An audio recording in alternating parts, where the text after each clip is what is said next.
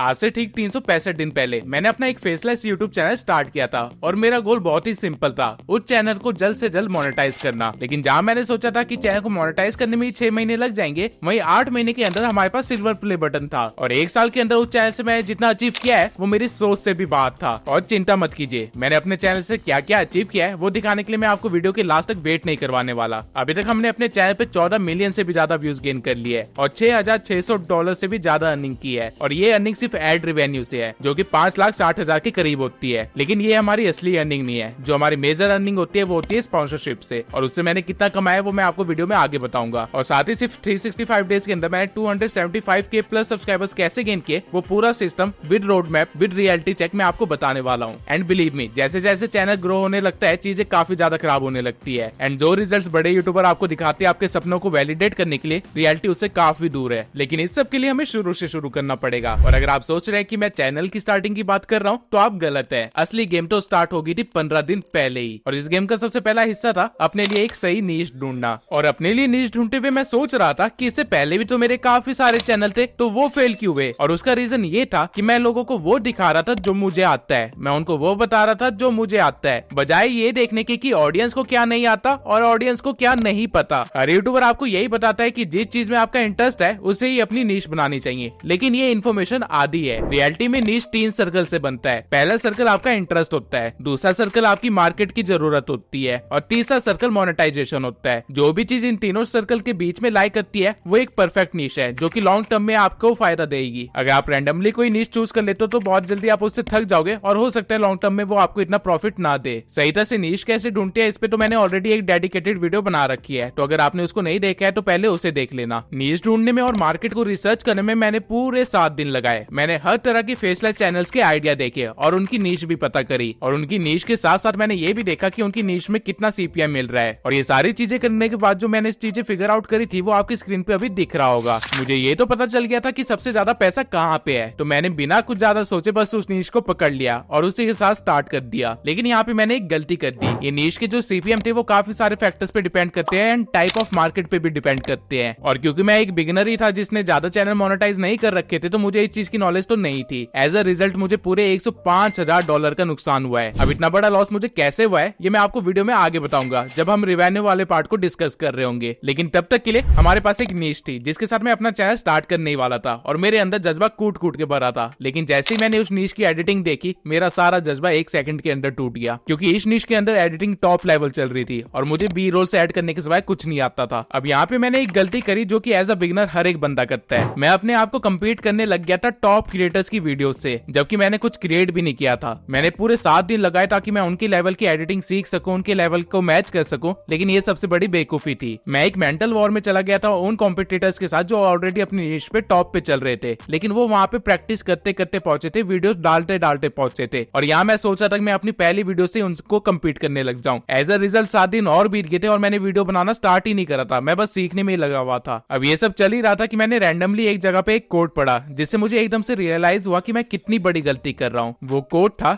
Just do it. ये पढ़ के मुझे एकदम से रियलाइज हुआ कि मैं जिन लोगों से कम्पीट कर रहा हूँ उनसे कम्पीट करने के लिए वीडियो तो डाल ही नहीं रहा हूँ, मैं सीखने में अपना सारा टाइम निकाल दे रहा हूँ। और यही करते करते मैंने 7 दिन और निकाल दिए अपने। अब ये जो चीज मेरे साथ हुई मुझे कहीं ना कहीं लगता है कि मेरी 90% ऑडियंस के साथ यही हो रहा होगा। आप लोग जो मेरी वीडियोस देखते हो कि यूट्यूब पे कैसे ग्रो हो, यूट्यूब की टिप्स एंड ट्रिक्स क्या है, कहीं ना कहीं आप लोग सिर्फ देखते ही रह जाते हो, इन चीजों को इम्प्लीमेंट नहीं करते। और ये चीज कोई और यूट्यूबर मेरी नीश में आपको नहीं बोलेगा, क्योंकि अगर उन्होंने आपको ये रियलिटी चेक दिया तो उनके व्यूज कम हो जाएंगे और कॉम्पिटिटर्स बढ़ जाएंगे। लेकिन मुझे उस चीज से फर्क नहीं पड़ता, इसलिए मैं आप लोगों को कह रहा हूँ कि स्टार्ट कीजिए, वीडियोस अपलोड करना स्टार्ट कीजिए, उनको इंप्रूव करना स्टार्ट कीजिए, तो ही आप इस लेवल पे पहुंच पाएंगे जो कि आप चाहते हैं। सिर्फ टिप्स एंड ट्रिक्स देख के आपका कुछ नहीं होने वाला। अब जैसे मुझे ये चीज की रियलाइजेशन हुई तो मुझे जितना आता था जैसे आता था उसी के साथ मैंने अपनी वीडियो की प्रोडक्शन स्टार्ट कर दी और कुछ ही दिन के अंदर एक ट्रेंडिंग टॉपिक के ऊपर मैंने वीडियो बना के उसे अपलोड भी कर दिया। और ये वीडियो थी ट्यूब सेंसाई चैनल की पहली video. And can you guess कि मुझे कितने व्यूज आए होंगे उस वीडियो पे? टू योर सरप्राइज मुझे 45 डेज तक उस वीडियो पे 100 व्यूज भी नहीं आए थे। इवन पहले के 3 दिन तो मुझे एक भी व्यू नहीं आया था। जो भी व्यूज आप यहाँ पे देख रहे हो वो मैंने खुद को ही दिए थे अलग अलग डिवाइसेस से, ताकि यूट्यूब को थोड़े इंप्रेशन मिल जाए और वो मेरी वीडियो को सजेस्ट करना स्टार्ट कर दे। और ये है मेरे चैनल की सच्चाई। लेकिन मैं यहाँ पे रुका नहीं, बल्कि मैं हर हफ्ते वीडियो डालता रहा, क्योंकि मुझे पता था कि कंसिस्टेंसी से ज्यादा कुछ भी यूट्यूब पसंद नहीं करता। लेकिन उससे भी ज्यादा कोई फर्क पड़ा नहीं, क्योंकि एक के बाद मेरी एक वीडियो फ्लॉप होती गई और एक 1 महीने बाद जाके कहीं मेरे 100 सब्सक्राइबर्स कंप्लीट हुए थे। सुनने में जितना अनरियलिस्टिक लग रही है उतनी ही बड़ी रियलिटी है। और सबसे दुख की बात ये थी कि जिस टॉपिक पे मैंने वीडियो बनाई थी उस टॉपिक पे हर बंदा वीडियो बना रहा था और उन सबकी वीडियोस कम से कम 3000 4000 व्यूज गेन कर रही थी और उनके 1000 सब्सक्राइबर्स तो ऐसे ही हो जा रहे थे। वही मैं अब तक 3-4 वीडियोस अपलोड कर चुका था अच्छी खासी नॉलेज और एडिटिंग के साथ, लेकिन मेरे 100 सब्सक्राइबर्स भी कंप्लीट नहीं हुए और व्यूज आना तो दूर की बात। अब होता क्या है कि आप लोग ऐसे टाइम पे गिव अप कर देते हो। मेरे ईमेल और इंस्टा इनबॉक्स भरा हुआ है ऐसे लोगों से जिनकी पहली वीडियो नहीं चली या फिर 2 महीने में सक्सेस नहीं मिली तो उन्होंने गिव अप कर दिया, ये कहते हुए कि उनका चैनल डेड है या फिर यूट्यूब लक का गेम है और उनका लक सही नहीं है। और आधे से ज्यादा लोग तो एक नया चैनल बना के सेम गलती दोबारा से कर रहे होते हैं और इस रीजन से वो लोग अपने मेन चैनल पे वीडियोस अपलोड करना बंद कर देते हैं, जिसकी वजह से उनकी कंसिस्टेंसी टूट जाती है और बिगड़ा हुआ काम और बिगड़ जाता है। अब इस चीज में मैं आप लोगों की गलती भी नहीं बोलूंगा क्योंकि मैं खुद भी ऐसे सिचुएशन में आ गया था जहां मुझे समझ नहीं आ रहा था कि मैं क्या गलती कर रहा हूं जिसकी वजह से मेरी वीडियोस नहीं चल रही है। तो मैंने हर एक तरह की स्ट्रेटेजीज लगाना स्टार्ट कर दिया। मैंने ट्रेंड चेकिंग का इस्तेमाल किया दबा के। मैं हर एक क्रिएटर के ऊपर ट्रेंड चेकिंग का इस्तेमाल कर रहा था, लेकिन मैं अपनी नीश से रिलेटेड ही क्रिएटर्स के साथ ये कर रहा था। फॉर एग्जांपल डिकोडिंग वाईटी, एलग्रो एंड मनोज डे। लेकिन जब मेरी ये वीडियोस भी नहीं चली तो मैंने एक एक्सपेरिमेंट करने का सोचा। मैंने अपनी नीश से हट के एक क्रिएटर पे वीडियो बनाई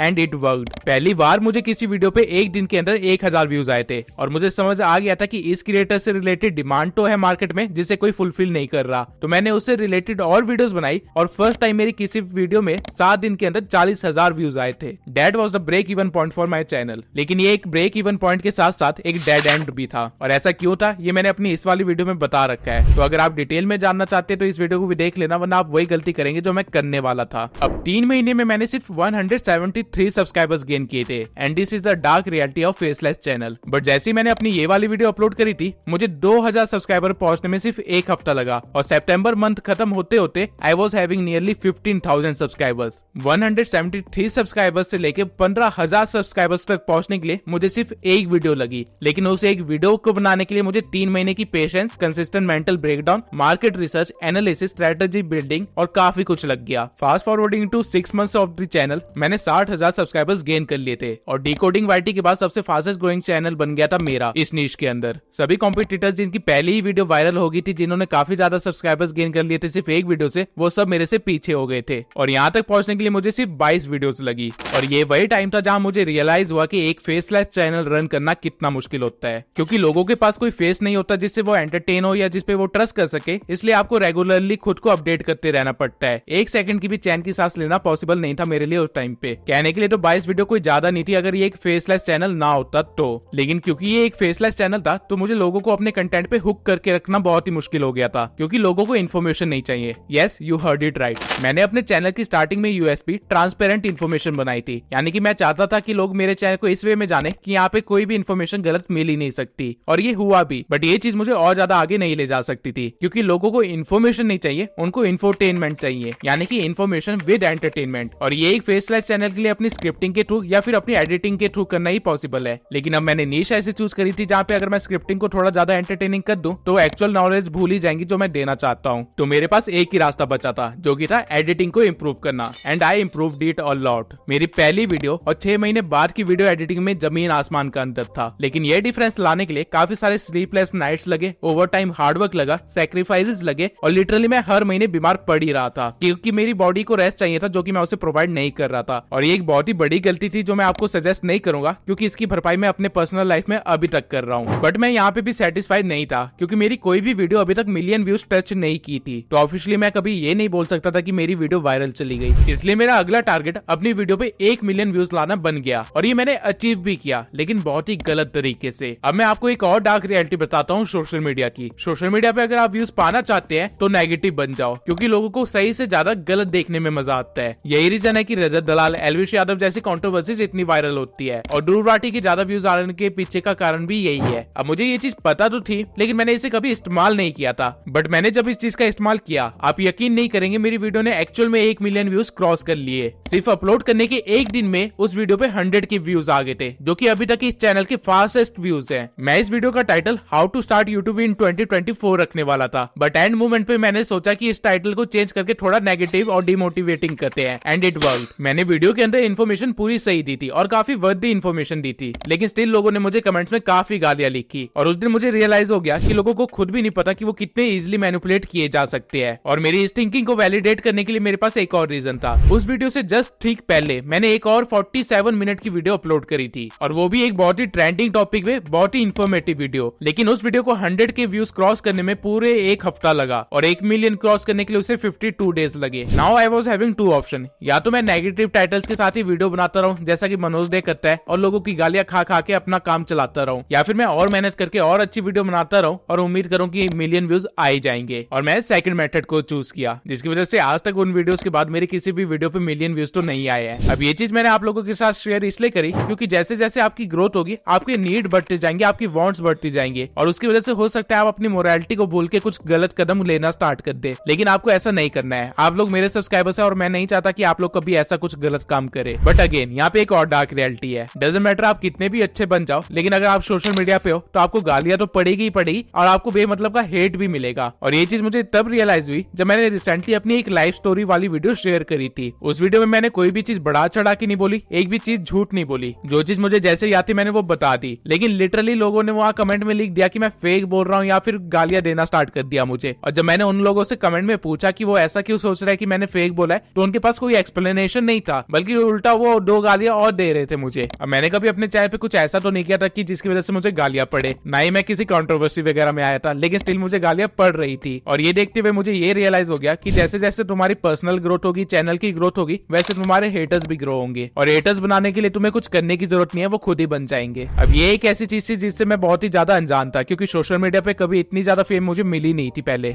बट एनीवेज हमने फरवरी 9 को 100K क्रॉस कर लिए एंड अपने चैनल को स्टार्ट करने के 8 महीने बाद ही हमारे पास सिल्वर प्ले बटन मिल गया। अब मैं आप लोगों से झूठ नहीं कहूंगा, लेकिन इन 8 महीनों में से 1 महीना भी ऐसा नहीं था जब मेरे को स्ट्रेटेजी बिल्डिंग नहीं करनी पड़ी, वीडियो के आइडियाज ढूंढने में प्रॉब्लम नहीं आई। और कई बार ऐसा भी हुआ कि जो मैं स्ट्रेटेजी बिल्ड करी और वीडियो आइडिया ढूंढे वो फ्लॉप भी हुए, लेकिन मैं अपने माइलस्टोन्स को अचीव करता रहा क्योंकि मैं कंसिस्टेंट था। फेलियर हो या फिर सक्सेस हो, उसके साथ कंसिस्टेंट रहो तो यूट्यूब पे आपका ग्रोथ कंफर्म है। अब आई नो आप में से आधे से ज्यादा लोगों का टारगेट तो 100K ही होगा, तो मैं पहले आप लोगों के साथ वो सारी प्रॉब्लम शेयर कर लेता हूँ जो एक फेसलेस चैनल को 100K तक पहुंचने के लिए फेस करनी पड़ेगी। और ये वो प्रॉब्लम्स नहीं है जो कि हर यूट्यूबर कवर करता है, क्योंकि उनका इलाज तो हर किसी के पास है लेकिन वो वर्क नहीं कर रहे हैं। प्रॉब्लम एक्चुअली में साइकोलॉजिकल प्रॉब्लम है, ऑडियंस की डिमांड को समझना प्रॉब्लम है। तो उन चीजों से कैसे कोअप करना है वो तो मैं आपको बताऊंगा, लेकिन उससे पहले प्रॉब्लम जान लेते हैं। सबसे पहली प्रॉब्लम है खुद का ब्रांड बनाना, क्योंकि अगर आप एक फेसलेस चैनल हो तो खुद का ब्रांड बनाना बहुत ही मुश्किल होता है। उसके बाद सेकंड पॉइंट है यूएसपी बिल्ड करना, यूनिक सेलिंग प्रोपोजिशन, यानी कि कुछ ऐसा यूनिक होना जिससे आपकी चैनल की आइडेंटिटी बने। तीसरा है ऑडियंस का ट्रस्ट जीतना, क्योंकि हमारी नीश में अगर हमारी ऑडियंस हम पे ट्रस्ट नहीं कर रही है तो हमारी नीश में हमारा होने का मतलब ही नहीं बनता। चौथा पॉइंट है कंसिस्टेंसी मेंटेन करना, जो कि पर्सनल लाइफ के साथ मेंटेन करना बहुत ही मुश्किल होता है। और पांचवा पॉइंट है कम्युनिटी बिल्डिंग, क्वालिटी कंटेंट बनाना, सही तरह से थंबनेल बनाना, सही तरह से वीडियो अपलोड करना, चैनल की सेटिंग सही रखना। ये सारी चीजें तो आपको बाकी सारे यूट्यूबर्स बता ही देंगे, मेरे खुद के चैनल पे इससे रिलेटेड काफी सारी वीडियोस है। बट ये कुछ ऐसी चीजें जो कि हर क्रिएटर के दिमाग में होती है, इसके ऊपर कोई डिस्कशन करता ही नहीं है। एज अ रिजल्ट आप लोगों को ये चीजें नहीं पता होती, आप लोगों को एक्सपीरियंस नहीं मिलता है, जिसकी वजह से आप फेल होते हो। तो अब मैं एक एक करके इन प्रॉब्लम्स के सॉल्यूशन भी आपको बता देता हूँ। तो सबसे पहला था खुद का ब्रांड बनाना। अब खुद का ब्रांड बनाने का मतलब ये नहीं होता कि खुद को सबसे बड़ा बना लेना, वो तो रिवॉर्ड होता है जो कि एक ब्रांड बनाने की वजह से आपको मिलता है। ब्रांड बनाने का असली मतलब ये होता है कि एक स्टोरी या फिर एक पर्सनैलिटी को लिंक कर देना अपने प्रोडक्ट से। फेस वाले चैनल ये बिना किसी दिक्कत के कर लेते हैं, क्योंकि उनकी फेस खुद ही एक पर्सनैलिटी होती है जो कि उनके चैनल से लिंक हो जाती है या उनके कंटेंट से लिंक हो जाती है। बट हमारे केस में ऐसा नहीं है, इसलिए अगर आप खुद को एक एज अ ब्रांड एस्टैब्लिश करना चाहते हो तो आपको अपनी एक यूएसपी बनानी पड़ेगी, और वही हमारा सेकंड पॉइंट है। यूएसपी का मतलब होता है यूनिक सेलिंग प्रोपोजिशन। अब जो फेस वाले चैनल्स होते हैं वो चाहे तो एक यूएसपी को सोच सकते हैं और अपने पूरे यूट्यूब करियर में सिर्फ उसी के साथ आगे बढ़ सकते हैं, उनका काम चलता रहेगा। बट एक फेसलेस चैनल ऐसा नहीं कर सकता। अगर आप एक फेसलेस चैनल है तो आपको टाइम टू टाइम अपनी यूएसपी को चेंज करना पड़ेगा, और वो भी अपनी पुरानी यूएसपी को मेंटेन करते हुए। फॉर एग्जांपल स्टार्टिंग में मेरी यूएसपी थी कि मैं ट्रांसपेरेंट इन्फॉर्मेशन देता हूँ, लेकिन इससे मैं सिर्फ 50,000 सब्सक्राइबर्स तक ही गेन कर पाया। उसके बाद मैंने अपनी यूएसपी को चेंज किया और अपनी एडिटिंग स्टाइल को अपनी यूएसपी बना लिया। अब ये चीज को कम से कम 6 से 8 महीने हो गए हैं और ये चीज अभी भी वर्क कर रही थी, लेकिन अगेन अब 1 साल बाद मुझे एक नई यूएसपी ढूंढनी है, और ये एक ऑनगोइंग प्रोसेस है। इवन इस स्टेज पे पहुंचने के बाद भी मुझे यूएसपी ढूंढनी है, तो आपको तो ये करते ही रहना पड़ेगा। नाउ अगर आपने खुद को एज अ ब्रांड शो करने की कोशिश करी है तो आपको लोगों का ट्रस्ट भी जीतना पड़ेगा, क्योंकि जिस ब्रांड पे लोग ट्रस्ट नहीं करते वो ब्रांड ही नहीं होता। अब ये एक साइकोलॉजिकल चीज है कि लोग आवाज से ज्यादा किसी भी फेस को ट्रस्ट करते हैं। तो एज अ फेसलेस चैनल अपनी ऑडियंस का ट्रस्ट बिल्ड करने के लिए मैंने प्लेलिस्ट बनाना स्टार्ट कर दिया। मैं जब भी कोई वीडियो बनाता था तो उस वीडियो के एंड में एक क्वेश्चन डाल देता था जिसका आंसर मुझे पता होता था कि उनके पास नहीं होगा, और फिर मैं अपनी ऑडियंस से कहता था कि अगर आपको इसका आंसर चाहिए या फिर आपको इस प्रॉब्लम का सॉल्यूशन चाहिए तो कमेंट में लिख दीजिए, मैं उससे रिलेटेड वीडियो जरूर बनाऊंगा। और वो कमेंट किया भी करते थे और मैं कुछ टाइम में वो वीडियो बना भी दिया करता था, जिससे एक फेसलेस चैनल होने के बाद भी हमारे बीच में एक कम्युनिकेशन टाइप बन गई। मेरे सब्सक्राइबर जिस भी चीज के लिए कमेंट किया करते थे मैं उससे रिलेटेड वीडियो बना दिया करता था, वो भी टाइमली। और यही रीजन है कि मेरे चैनल पे ड्रूराटी की पूरी एक प्लेलिस्ट बन गई। How to become a YouTuber की प्लेलिस्ट तो चल ही रही है, साथ में एआई टूल्स और इंस्टाग्राम की भी एक पूरी प्लेलिस्ट बन चुकी है। इन सभी प्लेलिस्ट की पहली वीडियो मैंने बस एज ए एक्सपेरिमेंट बनाई थी, लेकिन लोगों की डिमांड आई तो मैंने उनको फुलफिल किया। एज अ रिजल्ट उनका ट्रस्ट बन गया मेरे पे कि ये हमारी डिमांड को फुलफिल करेगा। अब ट्रस्ट बिल्डिंग एक स्लो प्रोसेस है, तो उसमें आपको टाइम लगेगा ही लगेगा, एंड आपको टाइम देना भी चाहिए। लेकिन ये तीनों चीजें किसी काम की नहीं है अगर आपने यूट्यूब को ही इग्नोर कर दिया अपनी ऑडियंस के चक्कर में। तो यूट्यूब की एक लौती डिमांड है आपसे, वो है कंसिस्टेंसी। अगर आप वो मेंटेन नहीं कर पा रहे तो यूट्यूब आपको पनिशमेंट तो जरूर देगा, इंप्रेशन डाउन करके या फिर व्यूज डाउन करके। अब इस प्रॉब्लम का तो कोई भी स्ट्रेटेजिक सॉल्यूशन नहीं है। कंसिस्टेंसी मेंटेन करने के चक्कर में मैंने खुद भी अपनी हेल्थ कई बार खराब करी है। इसका सिर्फ एक ही सॉल्यूशन है कि आप काम को डाइवर्सिफाई कर दो, लोगों को हायर करो और एक टीम बिल्ड कर लो। बट जिस निश में मैं हूं, मैं थंबनेल डिजाइनर और एक एडिटर के सिवाय किसी को हायर नहीं कर सकता। और राइट नाउ जिस लेवल की एडिटिंग आप लोगों को मैं अभी प्रोवाइड कर रहा हूँ, उस लेवल का एडिटर ढूंढना भी काफी मुश्किल होता है। तो इस चीज को आप एज अ ड्रॉबैक ले सकते हो एक फेसलेस चैनल का। अब सबको पता है कि यूट्यूब एक 3 से 5 साल का गेम है, और अगर आप 5 साल के बाद भी इस पर टिकना चाहते हो तो आपको एक कम्युनिटी बिल्ड करनी पड़ेगी। और एक फेसलेस चैनल की कम्युनिटी उतनी स्ट्रॉन्ग नहीं होती जितना एक फेस वाले चैनल की होती है। और यही रीजन है कि 3 से 5 साल के अंदर हर एक क्रिएटर अपना फेस रिवील कर ही देता है, चाहे अब वो टोटल गेमिंग हो या फिर कैरी मिनाटी हो या फिर फैक्टेक हो या कोई भी। इवन आगे चल के मुझे भी अपना फेस रिवील करना ही पड़ेगा अगर मुझे यूट्यूब पे बने रहना है। तो अब ये सारे तो वो चैलेंजेस थे जो एक फेसलेस चैनल को रन करने के लिए आपको सहने पड़ेंगे। लेकिन चैनल को रन करने के लिए आपको सिर्फ ऑडियंस की डिमांड को नहीं देखना है, बल्कि यूट्यूब के एल्गोरिदम को भी देखना है। और यूट्यूब की एल्गोरिदम की डिमांड्स बिल्कुल अलग होती है। तो इसलिए मैं आप लोगों को सजेस्ट करूंगा कि मेरी how to become a YouTuber playlist देख लेना, क्योंकि वहां पे सारी चीजें इन्फॉर्मेशन मैंने एक क्रोनोलॉजिकल ऑर्डर में दे रखी है। नाउ अभी तक मैंने आपको जो भी बताया वो सारी मेहनत हमने करी थी अपने चैनल को 100K क्रॉस करवाने के लिए, जिसके लिए मुझे 8 महीने लगे। बट 100K से 200K तक पहुंचने में मुझे सिर्फ 4 महीने लगे, और 200K से 300K तक पहुंचने में मुझे सिर्फ 3 महीने लगने वाले हैं। ये फायदा होता है कंसिस्टेंसी का। नाउ ये सारी प्लानिंग, प्लॉटिंग, हार्डवर्क, ये सब इंसान सिर्फ एक चीज के लिए करता है, पैसा। और पैसों के बारे में कोई भी यूट्यूबर खुल के नहीं बताता, but don't worry, tube sense है आपके लिए ये भी करेगा। यूट्यूब के एडसेंस से पहले महीने में मुझे सिर्फ $82 आए थे, और उसके 6 महीने बाद भी मुझे सिर्फ $500 तक की अर्निंग हो रही थी। इतनी सारी मेहनत और इतने सारे क्योस के बाद भी मुझे सिर्फ $500 मिल रहे थे, जो कि ऑब्वियसली वर्ती नहीं था। और यही एक टाइम होता है कि यूट्यूबर की लाइफ में जब वो स्पॉन्सरशिप करना स्टार्ट करता है। रीजन ये नहीं होता कि उसको ब्रांड्स को प्रमोट करने में मजा आता है, लेकिन पॉइंट ये है कि आप सिर्फ यूट्यूब की अर्निंग के बेसिस पे नहीं बैठे रह सकते। बट यहाँ पे अगेन एक प्रॉब्लम थी, लोगों को स्पॉन्सरशिप नहीं पसंद। I have literally no clue कि इंडियन लोगों को स्पॉन्सरशिप इतनी नेगेटिव वे में क्यों दिखती है, बट ऐसा है।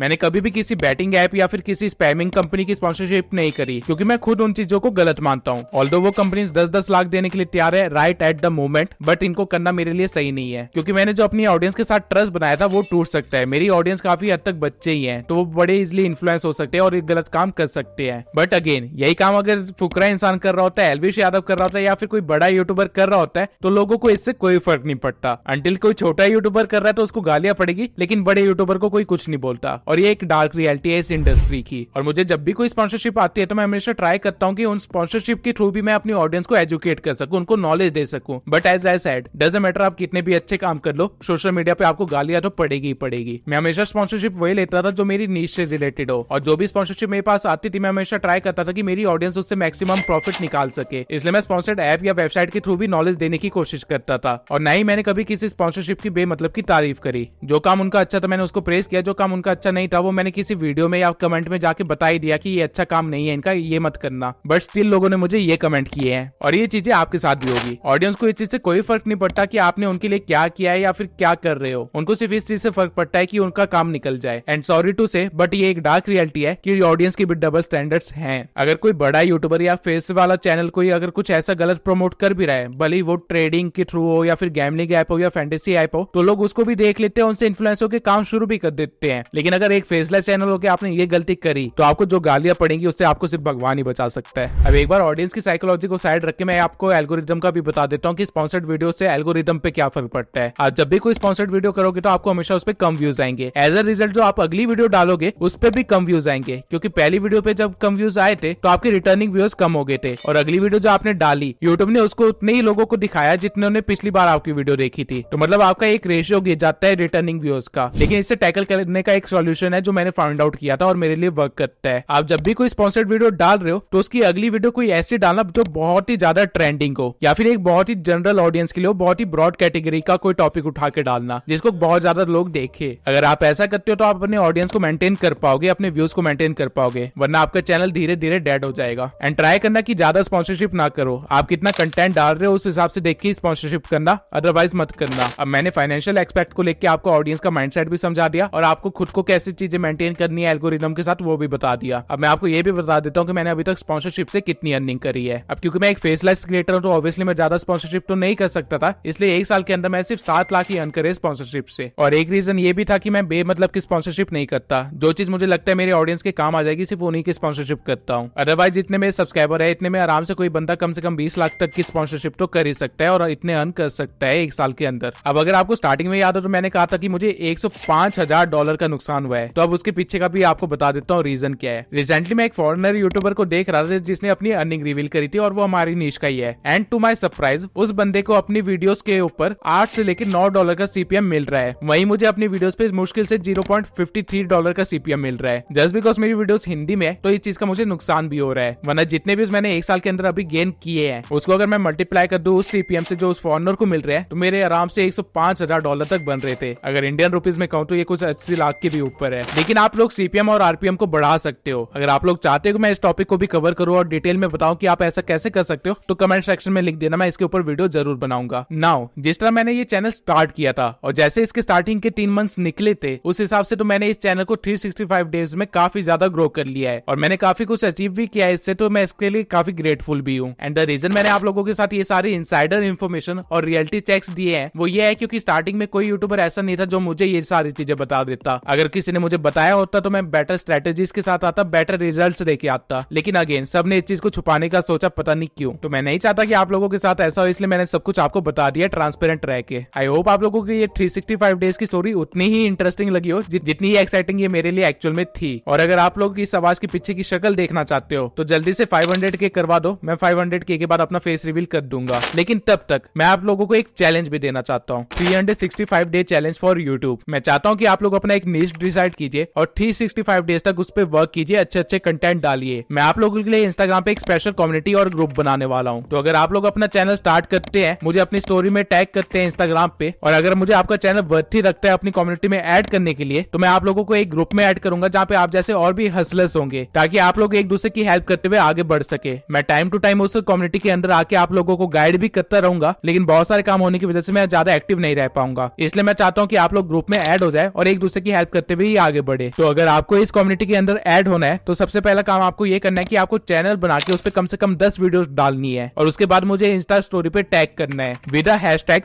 365 यूट्यूब चैलेंज। उसके बाद मैं आपके चैनल को एक बार रिव्यू करूंगा, वेरीफाई करूंगा और देखूंगा कि आपका चैनल कम्युनिटी में ऐड करने लायक है या नहीं। एक बार आप कम्युनिटी में ऐड हो जाते हैं तो आपको आप जैसे काफी सारे लोग मिलेंगे जो आपको ग्रोथ के लिए हेल्प कर देंगे, आपको टिप्स भी देंगे, आप लोग एक दूसरे के साथ कोलैबोरेट भी कर सकते हो और बहुत सारी अपॉर्चुनिटीज आपके सामने खुल जाएगी। तो बस इस वीडियो के लिए इतना ही, मिलते हैं अगली वीडियो में।